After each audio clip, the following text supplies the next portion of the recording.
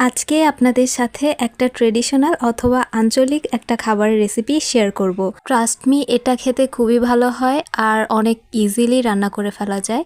প্রথমেই একটা প্যানে কিছুটা তেল গরম করে আমি পেঁয়াজ কুচি ভেজে নিব বাদামি করে। এরপর কিছুটা পানি দিয়ে দিলাম। এখন গুঁড়া মশলা অ্যাড করছি, হলুদ, মরিচ আর ধনিয়ার গুঁড়া। নেড়ে মিশিয়ে এখন ঢাকনা দিয়ে ঢেকে দিব মশলাটা কষানো হয়ে যাওয়ার জন্য।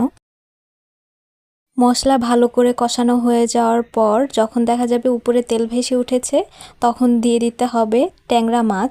মাছগুলোকে আমি ভালো করে ধুয়ে তারপর দিয়েছি।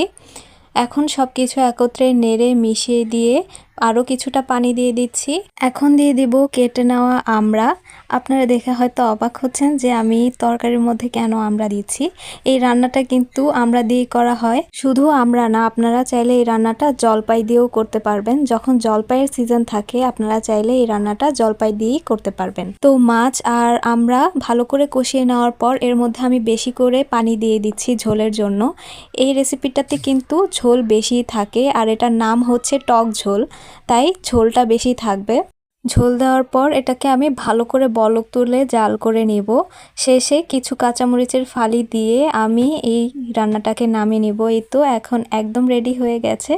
এটা কিন্তু ভাতের সাথে খেতে দারুণ লাগে। আপনারা অবশ্যই বাসায় একবার ট্রাই করে দেখবেন আর ভিডিওটাতে লাইক দিয়ে দিবেন।